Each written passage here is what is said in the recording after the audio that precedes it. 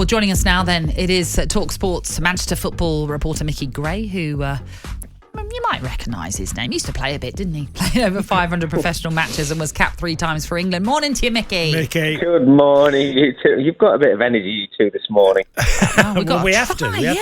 I was wanting to make up a new word when you went worse. Why can't we have the word worser? Why can't that be in dictionary corner? Worser. We do in Sunderland. Micky, I've got to ask you, because look, loads of United players have been under pressure on their performances and not played well. But one in particular, and over the years I've seen him play really well against Son, Sterling, and I'd put in Mane at Liverpool. He was renowned for his performances against Zaha in the reserves when he was at Palace as a right back. I just don't recognise Wan-Bissaka. It's unbelievable, Cass, and I've been saying it myself certainly over the last few weeks. And I thought it was going to be a problem position when they started this season, because there was talk about Trippier coming to Manchester United. Defensively, I think you'll agree, over the years, I think he's been absolutely outstanding. He's probably the best 1v1 defender in the Premier League. But I agree with you. I totally agree with you. Over the last few weeks, he looks nervous. And now wide players are starting to get the better of him. And Foden didn't. It was a real problem for him yesterday. Foden, who's a real handful, but caused him so many problems. Yeah, I mean, his movement, he just couldn't handle it. I mean, Kevin De Bruyne started drifting over to that position at certain times in the game. But, Phil Foden's a brilliant player, but you still expect, you're playing at home, and the way you can defend Wan-Bissaka, you're expecting a little bit more than that. And then the worry then is, Kaz, his distribution on the ball has never been the best anyway. And if you're not providing something in the final third to help out your team, because his crossing was poor yesterday as well, then what's he bringing to the team? He just looks really nervous. I mean, he's one you can pick out, but I think there's a few more as well on that list. Yeah, absolutely. Well, you heard in commentary there, or certainly in the post-match analysis, Steve McLaren saying that Manchester United had lost their bravery. We know that Harry Maguire, post-match, said they had no belief or little belief in the Manchester United squad. There certainly seems to be huge issues. It's obvious to say it, but not only is it the fact that they're not reaching the standards expected, but if you're coming out, as Harry Maguire has done, and saying we haven't the belief, but that's a huge problem for Ole Gunnar Solskjaer. Well, absolutely, Natalie. I mean, how many times are they going to keep coming in front of camera and saying this, though? I mean, I remember Harry Maguire coming in front of the camera when they got thumped off Liverpool and saying, I don't really want to do this interview, but I've got to. They have to come up with the answers, whether it's the players or whether it's the manager, because they're the ones who are going out and performing, or not performing in this case, every single week. And you remember there used to be a time when you used to get judged against the top 6 and how many points you picked up against the top 6. Well, at the minute, they're not doing that. And the big worry is moving forward is, I think that's 4 games they've lost this season. There's still a long way to go in the Premier League. How many is it going to be when we get to the end of the season? Because by all accounts, Cass, they're going to stick with Ole Gunnar Solskjaer till the end of the season. I don't know if they're in a position to do that. No, and things change in football very quickly. The reaction, I said earlier we had Jamie Jackson come on and we talked about it. And I said the first question was, well, how bad is it going to be after the City defeat compared to the Liverpool defeat, where Ole had a whole week and the team of criticism? And exactly. And they've got the international break now, and he's not really going to be able to get those players together to work on something moving forward. I mean, there's certain weeks where they're trying to play a press, which was against Liverpool. It didn't work for them, and then you try and sit back against a team like Manchester City, and you play a different system.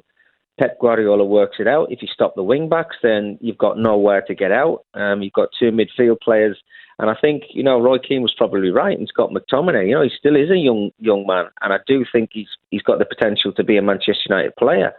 But then he has to criticise the players who was alongside him. How many times, and I'm sure you're on the same page as everybody else, that don't think that people like Fred are good enough to play for Man United. Eric Bailly, Lindelof, they've been trying to change centre-halves for the last couple of seasons. Yes, Varane was injured, but Harry Maguire and Luke Shaw, there's another 2 players to mention. Have they got a hangover from the Euros? Because that's the way it looks to me. I mean, Luke Shaw, when he was away, and Maguire, they looked absolutely fantastic. So I just don't know what's happened to these guys. Right. And let's give a lot of credit, obviously, to City because of how they mantled Manchester United quite comfortably in an embarrassingly way, that it was just so easy how they moved the ball from one side to another with real ease. They were brilliant. They were absolutely brilliant. Pep Guardiola, the press conference on the Friday, he looked a little bit riled, and people are always going to be asking, do you still need that centre forward? Well, if they keep playing like that and they just run you into the ground, then maybe they don't. But there was times in that game. Cass, you've played in a lot of derby games, and I've done it exactly myself. We always say in the dressing room, the first 15 minutes, win the battle and earn the right to play. There was no battle there for Manchester United. Those supporters were in that stadium. They must have been thinking, is anybody going to make a tackle? I think there was 1 or 2 yellow cards that they got in the whole of the game. And what you say, again, Roy Keane said this. He says, I don't want to see 7 or 8 players getting yellow carded or booked or red carded. But you've got to show something and make sure that you've got the crowd on side, because they lost them straight away in that match. Well, I think it was Ronaldo from Manchester United who was the only player booked for them. A couple of bookings for Manchester City. But yeah, relatively quiet on that front. And a question I put to Jamie Jackson earlier on, looking at Manchester City, Pep Guardiola didn't make a substitution in that game, which is pretty much unheard of when a manager doesn't make any changes, which I think is so damning on Manchester United. And just in a way, the part of me feels as though it's like a training ground exercise. He wants to get the best out of his players, give them 90 minutes because they deserve this opportunity. It's so damning on United that they didn't need to make a change, Pep Guardiola. Shadow boxing. Yeah, that's exactly right. Yeah, you're completely right, Natalie, to bring that up as well. They were getting interviewed at the end of the game. They didn't even look as if they broke sweat. No. And in the shadow boxing thing you're saying, Cass, there as well. These are all things that managers, and I've heard all these quotes from managers. When you're talking to your manager, you'll say, make sure you're not shadow boxing. Make sure you get close enough so you know who you're playing against and know who you're up against, that you're close enough to know that you're there. Shadow boxing's not that. That gives the opportunity for these Manchester City players to run off defenders. We've talked about Wan-Bissaka. You've got to get a little bit tighter. And I just don't know what they're going to do moving forward. The thing, what's happening at the moment is Ole Gunnar Solskjaer, he's getting the result. He got a result against Spurs. So that feels to me that he's getting a couple more games to get things right. Then they go back to square one where they put in a performance like they did yesterday against Manchester City. Now, they've got this international break, and then they've got a couple of games after that. And you're just wondering, right, is he going to pick up that win that he needs again? But the big worry is for me is all these managers. Conte's just gone to Tottenham. What direction are they going to go in? Because I don't know who can come into that club and change it around unless he gets the opportunity to do so before January.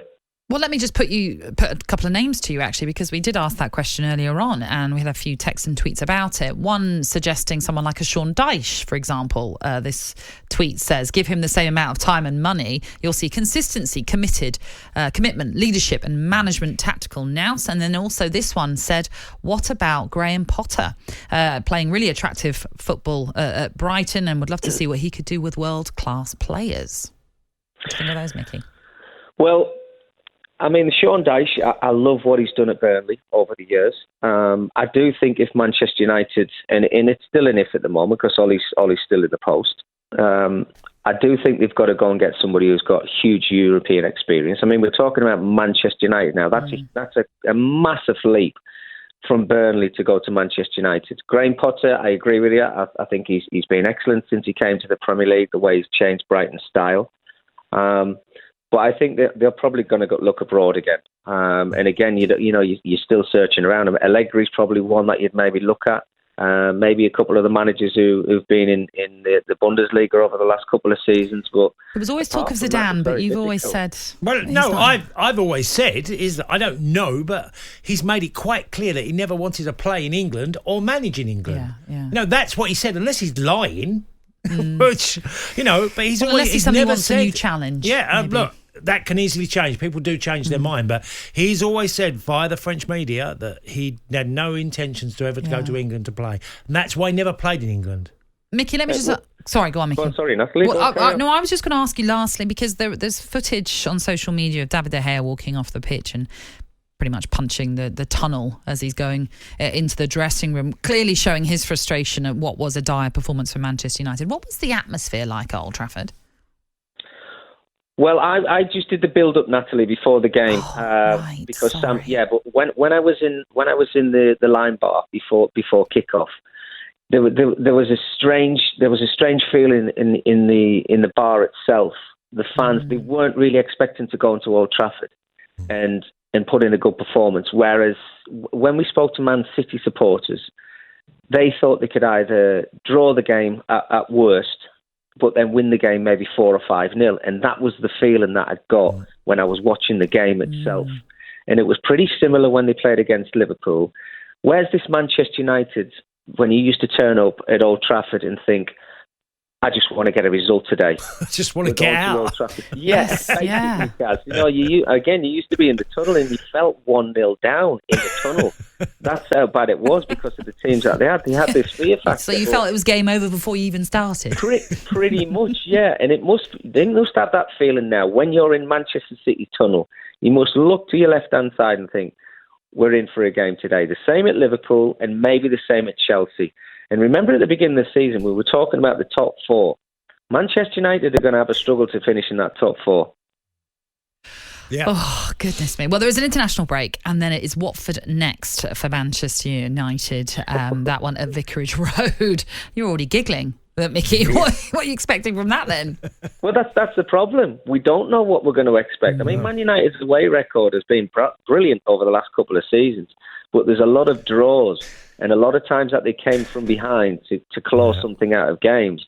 Now, Watford's front line, if they're given the opportunity to run at Manchester United, whether they play with this 5 or whether they play with a 4 at the back, they're not full of confidence. They're going to be nervy.